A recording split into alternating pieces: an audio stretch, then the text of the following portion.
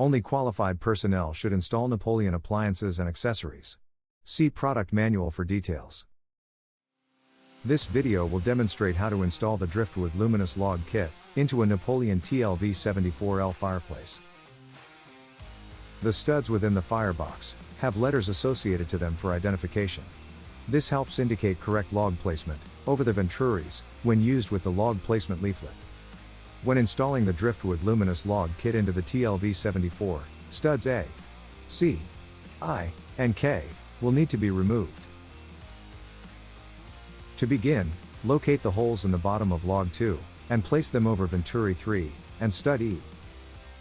The log should sit flat on the media tray and not cover or cross over the burner at any point. Next, locate the holes in the bottom of log 1 and place them over venturi 2 and stud D. The base will sit flat on the media tray, with the elongated part extending upward across the bottom portion of log 2. Locate the holes in the bottom of log 3 and place them over venturi 4 and stud G. The log should sit flat on the media tray and will cross over the burner with a small charred arch. Locate the holes on the bottom of log 4 and place them over venturi 5 and stud H. The bottom of the log will lay flat on the media tray, with the extended end resting on log 3, behind the notch on the top. Locate the hole on the bottom of log 5, and place it over stud E, on the media tray, between logs 2 and 3. Ensure the charred part is facing forward, and the log is pivoted, so it does not cross over the burner. Identify the flat area on the bottom of log 8, and place it on the media tray between logs 2 and 3, in front of the burner. Ensure the wider portion of the log is on the left-hand side, and the thin end of the log is angled slightly towards log 3. Locate the holes in log 6, and place them over venturi 6, and stud J.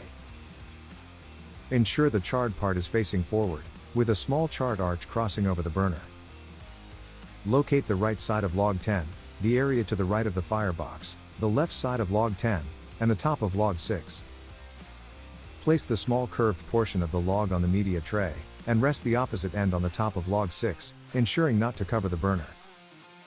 Locate log 7, and the left side of the firebox, behind the burner. Place log 7 behind the burner and log 1. Match the curve of the log with the angle of the burner, ensuring not to cover it at any point.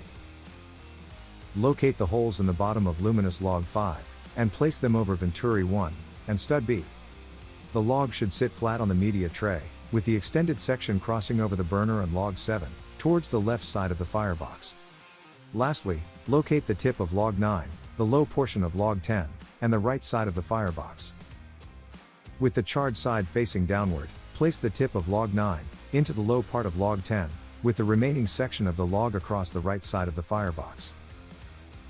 With all the logs placed correctly within the firebox, turn on the ember bed lights, then wash, dry, and place the glass on the media tray, around the logs. Ensure there is no glass placed on the burner, or pilot, and the lights can shine through the media tray, creating a realistic ember bed effect. Next, place the splinters around and on top of the glass, filling in the remaining areas of the media tray. Place the charcoal pieces around the logs, and in between the other media to create a realistic ember bed effect. Now place the rocks strategically around the other media, to fill out the entire media tray. Then place glowing embers on the burner, around the large burner ports, ensuring not to cover the burner entirely. Lastly, spread the vermiculite throughout the media tray, to add a realistic texture to the ember bed. With all of the media installed correctly, reinstall the door, and turn on the appliance, allowing it to burn for a minimum of 15 minutes before assessing the flame. This time frame allows for the flame to establish, for a more accurate assessment of the appliance's baseline operation. If for any reason fire is visible underneath the burner, install the gaskets and rings provided, following the steps in the installation leaflet. To do this, peel the paper off the back of the silicone gasket, and stick it to the steel ring.